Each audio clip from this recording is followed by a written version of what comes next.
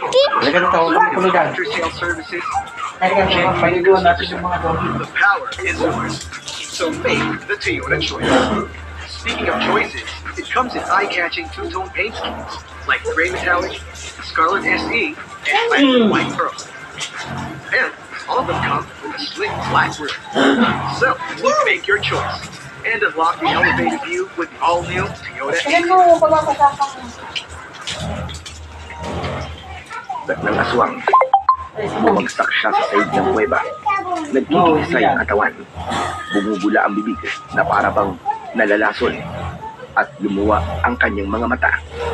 Hanggang sa tuluyang lumiyab ang kanyang katawan. Di ako makapaniwala sa malakas na kapangyarihan ng itang. Kaya naman, sumugod ako sa mga natitira pang mga aswang. At bawat wasiwas ko ng talim sa ere ay tinatamaan ko sila ng katawan at agad na nasusunog. Waldo, tara na! Malapit na maubos ang usok sa bulot ng nyug! Dahil sa sinabi niyo ni Estong, mabilis kong inatake ang mga aswang na nakaharang sa daan palabas ng kuweba. Bawat tamaan ng aking taga, isa-isa silang bumabagsak sa sahig ng kuweba hanggang sa masunog. Ang iba naman ay napapaluhod dahil nanghihina sila sa nalalanghap nilang usok galing sa bulot ng nyug. Sinamantala namin ang pagkakataon para lumabas ng kuweba. Hindi ko napansin na merong nag-iisang aswang na umabol sa amin.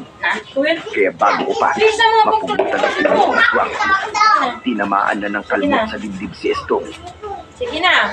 Dala ng labis kong Ay, galit. tignan mo si Paulit-ulit ko Halika, paluhan natin si Asgo. ang aswang na awak hanggang sa tuluyan itong bumagsak sa lupa hanggang sa masunog. Saka ko naman nilapitan si Estong. Estong, may sugat ka. Ayos lang ako.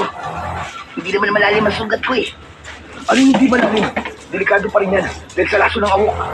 Mabuti na lang at pinadala sa akin ni Lolo Tahiran langis na to. Gagamutin kagad kita. Ubarin mo ang damit mo. Mabilis na nagubad ng damit si Estong at lumantad sa aking paningin ang tatlong malalim na guwit mula sa kuko ng aswang na awok. Pero biglang napako ang aking atensyon sa suot na kwintas ni Estong. Meron yung palawit na tela na may pamilyar na itsura. Hindi ko lang matandaan kung saan ko yun nakita. Pagkatapos kong patakan ng langis ang sugat ni Estong, ay muli niyang isinuot ang kanyang damit. Pero hindi ako nakatiis na hindi magtanong tungkol sa kanyang kwintas.